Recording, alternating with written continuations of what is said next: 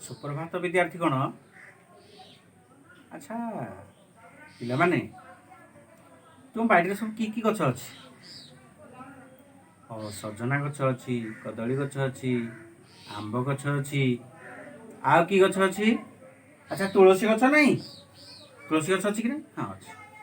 अच्छा तुमको ता भितर क्यों क्यों गछ सब भल लगे, कहीं भल लगे? अच्छा तुम्हें कहल गीता तुम क्यों गछ भल लगे? आंब गछ भल लगे तुम? अच्छा भल कथा। अच्छा आंब गछ कहीं भल लगे? तार रसाल मिठाଳିया फल जो भल कथा। अच्छा तुमको मिता कौन भल लगे? तुमको कदली गछ भल लगे कहीं?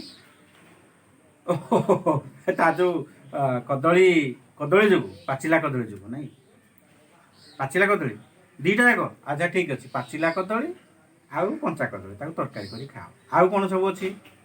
आउ लिंब गछ भल लगे ना? से पत्र पिता तो से भल लगे ना नहीं? अच्छा किंतु तार बहुत उपकारी अच्छी, बहुत उपकारिता अच्छी तार लिंब गछर। तार पत्र को सुखे आम ताकू झुणा भाव में व्यवहार करें, जोटा कि मशा धूप भाया व्यवहार कर मशा पड़े। विभिन्न आहरी तार अच्छी गुण उपर क्लास सब जान। आउ गोटे कथा है तार छालीर अच्छी काछ कुंडिया जदि हो देहरे तार छालीर पानी रे आमे ताकू गरम पानी सिझेकी जदि ता छाली ता रस को पितालिया रस को जदि आमे पी पार व्यवहार कर सी उपकारी। तापर ये जमती देखुच आम तुलसी गछटी अच्छी। अच्छा तार गुण तो जानी ना? हाँ ज्वर हेले थंडा ज्वर हेले साधव को जो साधव नाली नाली पोक सी आउे तुलसी पत्र ताकू एकाठी ताकू बाटी तार गोटे तैयारी करी रस पियाई देले ज्वर हठात भल। अच्छा ताले तमें ये अच्छा तुमको ताले मिता भल लगे कदली? मत भी भारी कदली भल लगे, पाचिला कदली बहुत बढ़िया लगे। भल कथा, समस्त निज निजर गोटे प्रिय अच्छी। अच्छा जिते गुड़े गछ जानले आमे तार पत्र गुड़िक सब गचर पत्र उपकारी कि नहीं? नुहे कहीं नुहे जे लिंब पत्र कहली पर तार उपकारिता अच्छी। ये तुलसी पत्र कथा कहली, आउ को पत्र कह? सब पत्र शाग खाओ ना? आम विभिन्न गचर पत्र को शाग कर खाओ ना? बहुत गचर पत्र को शाग कर खाऊ, तेणु तार व्यवहार आम कर। आमे से शीर्षक आज पाठटी अच्छी से गछ उपर आधारित, वृक्ष उपर आधारित। तार ना हूँ सुखिला पत्रर कथा। आमर लेखक हेले ये गद्यांशर अच्छा श्रीजुक्त नंदकिशोर सिंह। अति सुंदर भाव आमर लेखक प्रकृति जो नियम अच्छी, प्रकृति जो वृक्ष लता अच्छा सेमानकर गुण को एठारे बखाणी। तांको कहवा कथा, तांको लेखनी मन निश्चित कथा जहाँ आसी प्रकृत में वृक्षर कौन सी अंश आमर अपकारी नुह, समस्ते हूँ उपकारी। ताले आम गल्पटा को जीवा। तेबे आजिकाली जमती आम सब विद्यालय पाठ पढ़ुचे ना पिले, सेते सेमिति कौन सी विद्यालय नथिला। सेते गुरुकुल आश्रम थिला। तो गुरुकुल आश्रम रे शिष्य माने विभिन्न प्रकार विद्या अध्ययन करुथिले, जेमिति कि वेद, उपनिषद, भागवत, रामायण एमती बहु शास्त्र अध्ययन करुथिले। ता छड़ा से माने कौन करुथिले, आमर ऋषि को पाई बा गुरुदेव को पाई समिध संग्रह करुथिले। होम पाई समिध कहले काठ, समिध कहले कौन? समिध कहले काठ। आ कौन करुथिले? आश्रम में किसी गाई गोरु थे, गाई गोरु को चोरी नौथिले, खाद्य संग्रह करुथिले। तापरे जंगल फलमूल संग्रह करुथिले। कौन संग्रह करुथिले? फलमूल। अच्छा आउ कौन करुथिबे कहल? उद्यानर जत्न नौथिबे, बहुत बढ़िया कथा। आउ कौन? आश्रमर जत्न नौथिबे, बढ़िया कथा कहल, अति सुंदर कथा। ताले एमती विभिन्न कार्य से माने करुथिले, फलमूल संग्रह करुथिले, गोरु गाई चराउथिले। यही शिक्षा को कहुला गुरुकुल शिक्षा कि शिक्षा कह जाए गुरुकुल शिक्षा एवं जमी आम जो पाठ पढ़ुचे विद्यालय ये हूँ विद्यालय शिक्षा से वन विद्यालय पढ़ुले कहला गुरुकुल पढ़ुले कहला गुरुकुल शिक्षा।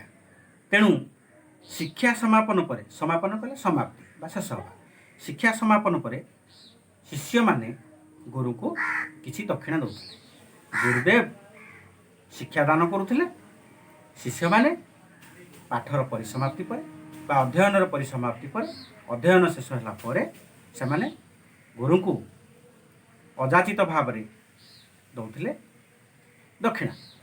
तेणु ये आम कह से एक गुरुकुल दिज पढ़ुले शिष्य से ना है शिशिर आउ तुषार यथा समय से गुरुकुल शिक्षा परिसमाप्ति घटिला गृह को प्रत्यावर्तन कर बेल आसला प्रत्यावर्तन कहले फेरिबा प्रत्यावर्तन कहले कौन फेरिबा घर को फेर गुरुकुल आश्रम। तेणु प्रत्यावर्तन करने पूर्व शिशिर और तुषार गुरु को साक्षात कले गुरु दक्षिणा देवाई निज निजर अभिलाष बा इच्छा इच्छा शक्ति निजर स्व इच्छा शक्ति गुरु को आगे व्यक्त कले। प्रथमे गुरुदेव दक्षिणा नेबाई अनिच्छा प्रकाश कले शिष्य मानकर अनुरोध को एड़ी पारे ना एड़ी कहले दूरे दूरे दबा तेणु दूरे पारे ना तेणु ग्रहण कले कले ठीक अच्छे तुम मैंने जदि कौच ताले मु निश्चित भाव में तुम दक्षिणा ग्रहण करी किंतु तुम है मो सब बड़ दक्षिणा हम तुम्हें जाओ मत सुखिला पत्र आणिकी दब आमर आज पाठ था सुखिला पत्र तेणु से कहले सुखिला पत्र आणिकी मत दिय हाँ किंतु मन रख पिला माने शिष्य राव तुषार मन रख जो पत्र सुखिला पत्र आनिब जे कि अन्य काहारी काम आसु नथिबो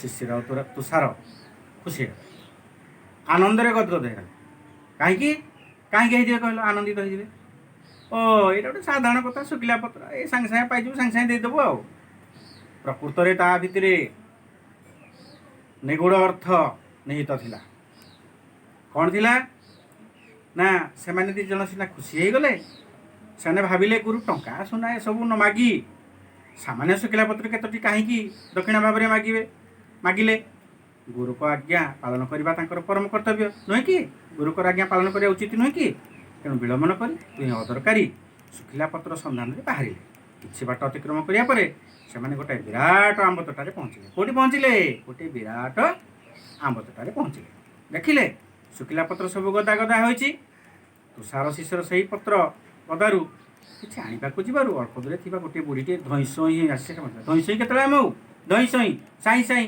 धईसई के दौड़े चलिले कम कि कले है आमको धईसई लगे तेणु बुढ़ीटी धईस अच्छा बुढ़ीटी कहीं धईसई हो कहल मिता कहीं धईसई हो से तो झाड़ू करूला पत्र ओढ़ाला साउंड था से धईस मैंने किसी कार्य करूला तेणु धईसई सी है तेणु बुढ़ी कहला पत्र गुड़िक मु ठूल कर सेठू एगुड़ी को नहीं जाल करी ये आम ध्यान दबा ताले गोटे कार्य कौन है से शुक्ला पत्र कहीं बुढ़ी ग्रहण करुले जाल करेंगे जालेणी करेंगे जलैबे खुदे मुठे जाऊ कर खाइबे बोली से बुढ़ी कहले तेणु से कहले यही पत्र गदारू तुम रे बाबा दिज जाक पत्र नियना आउ बुढ़ी मनीष मु आउ दूर को जाई पत्र मु ठूल कर माने ठूल कहले एकत्रित करि यापर परिश्रम करिथिबा बुढ़ीर कथा को शुणी शिशिर